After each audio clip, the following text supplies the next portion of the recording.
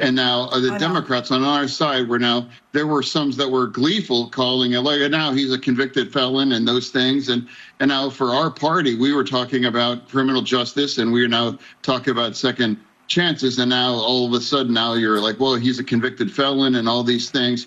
And now clearly, again, both of those trails, the Hunter Biden one and the trial in New York for Trump, that was politically motivated, and those kinds of charges would have never been brought unless one side could realize that they could weaponize that. That's Democrat Senator and man abandoned by progressive pod people John Fetterman leaving the ghouls on The View speechless after saying that he wants President Trump pardoned. Welcome to Nerk News, I'm Nerkish, and John Fetterman has really been throwing liberals for a loop lately. So far, he's departed from the progressive wing of his party by doing things like supporting Israel, he's held conservative views on security at the border, and he's been pretty vocal about being against wokeness. Here he is stunning Joy Behar by flipping her script about the politics at play in the Hunter Biden case. It is his son, after all, and people do have sympathy for that. But a lot of people are angry with him about it. What do you say?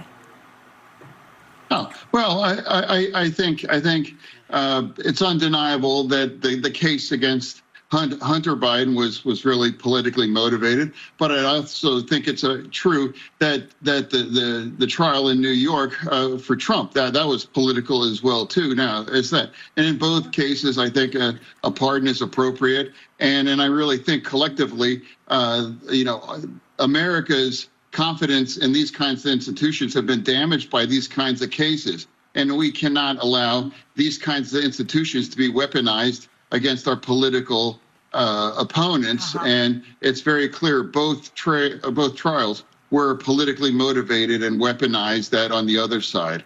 They'll say that about the J6 people too, though, right? That's what they're going to say on the other side. That is weaponized also. I'm not referring to that. I'm talking about the New York trial. You know, the beautiful part about all this, and I don't even think Fetterman intended to do it, was that he essentially called Behar out to her face by condemning people who were gleeful to call Trump a convicted felon. He essentially made the statement to one of the worst offenders, and as you can see, what little life she has got sucked out of her face. It really does seem like Fetterman is a bit of an enigma for Democrats because he appears to be an honest, down-to-earth guy, which is rare for the left. Here he is not taking the bait again about working with Elon and Vivek in the coming months. You see yourself ultimately working with folks like Elon Musk and Vivek Ramaswamy, who will be heading. Yeah, I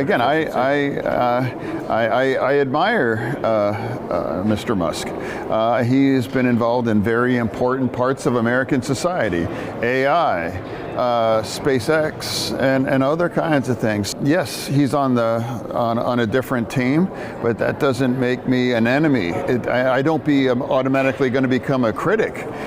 It's like, hey, he has made he's made our economy and our nation better, and our politics are different, and I don't agree with some of the things that he might say, but that doesn't make him, like I said, an enemy. Musk actually praised Fetterman for this on X by saying that it's hard not to like him because he puts country over party, which is entirely true, and frankly, Democrats should stop mocking him because there's a lot he can teach them, and not just because he's willing to do work with people he disagrees with, but because he's authentic, and Democrats are severely lacking in that area. I mean, they're all smug elites trying to act smart or cool or humble, but voters know that it's clearly an act. I mean, who seems more down-to-earth and genuine to you, Tim Walz or John Fetterman? It's obviously Fetterman, because like Trump, he seems to be a guy who puts everything out there and lets you decide whether you like him or not, which is one of the things American voters seem to be valuing more and more lately. But let me know what you think. Do you prefer politicians that are authentic with a few flaws, or ones that are polished with skeletons in their closets? Let me know in the comments, and if you enjoyed this video, please give it a like and subscribe to the channel. That stuff really does help us out. Until then, this has been Nerk News. Thanks for watching. Bye.